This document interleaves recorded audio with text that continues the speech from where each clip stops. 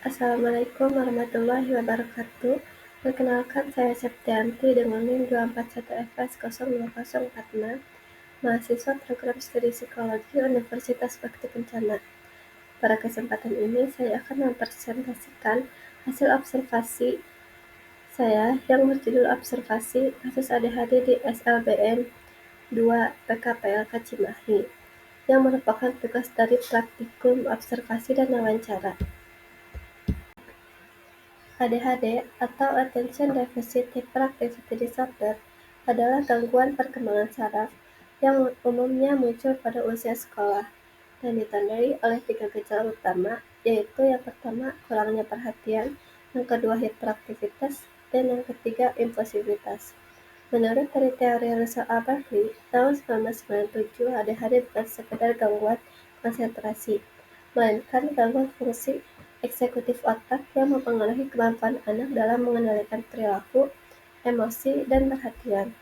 Observasi ini dilakukan untuk memahami gejala ADHD secara langsung di lingkungan sekolah, serta membantu pihak sekolah dan orang tua dalam mendukung anak dengan pendekatan yang lebih tepat. Tujuan utama dari observasi ini adalah untuk mengidentifikasi perilaku ADHD melalui 3 indikator utama. Pertama, inattention, hyperactivity, dan impulsivity. Rumusan masalahnya antara lain bagaimana bentuk kurangnya perhatian anak dalam kegiatan belajar, kedua, bagaimana aktivitas motorik yang berlebihan muncul di kelas, dan yang ketiga, dan bagaimana impulsivitas anak terlihat dalam interaksi sosial di sekolah. Metode observasinya, saya menggunakan metode kualitatif dengan pendekatan observasi partisipatif non-struktural. Observasi dilakukan selama 3 hari, yaitu pada tanggal 5-7 Mei 2025 di SLBN 2 Sentra PKPLK Cimahi.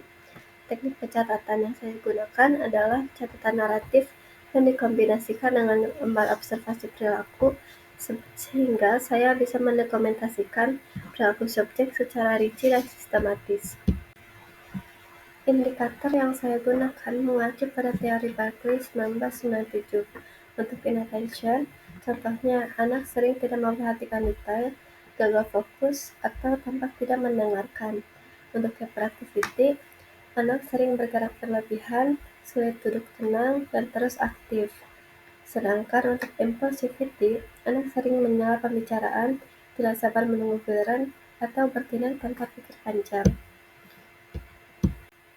Untuk hasil observasi umum, subjek observasi adalah seorang siswa laki-laki SMP bernama Zaki.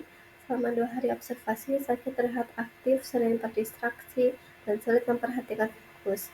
Dia beberapa kali meninggalkan tempat duduk, menulis dengan tergesa-gesa, dan sering memutar badan saat guru sedang menjelaskan. Namun, ia tetap kooperatif ketika diberi pertanyaan atau instruksi secara langsung, walaupun perlu diulang-ulang pertanyaannya.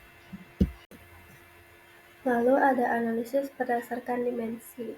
Berdasarkan dimensi inattention, Zaki menunjukkan kesulitan fokus saat menerima instruksi dan mudah terdistraksi oleh suara di sekitar atau orang-orang yang ada di sekitar. Untuk hyperactivity, ia terus menggerakkan tangan dan kaki saat duduk, serta tidak bisa diam dalam waktu lama.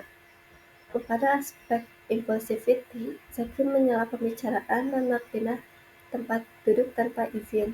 Perilaku ini sesuai dengan gejala ADHD tipe kombinasi menurut Berkeley 1997, meskipun untuk diagnosis resmi tetap perlu diperlukan asesmen profesional. Kesimpulan dan sarannya berdasarkan hasil observasi, saya menyimpulkan bahwa subjek menunjukkan tanda-tanda ADHD tipe kombinasi, yaitu gabungan dari inattention dan hyperactivity. Saya menyarankan agar dilakukan asesmen lebih lanjut oleh psikolog anak, serta adanya kerjasama antara guru dan orang tua untuk menciptakan lingkungan belajar yang mendukung. Dengan pendekatan yang tepat, anak-anak dengan ADHD tetap bisa berkembang secara optimal, baik secara akademik maupun sosial. Sekian presentasi dari saya, semoga hasil observasi ini dapat menjadi kontribusi kecil dalam memahami anak-anak dengan kebutuhan khusus, khususnya yang memiliki gejala ADHD. Terima kasih atas perhatian dari kesempatannya. Wassalamualaikum warahmatullahi wabarakatuh.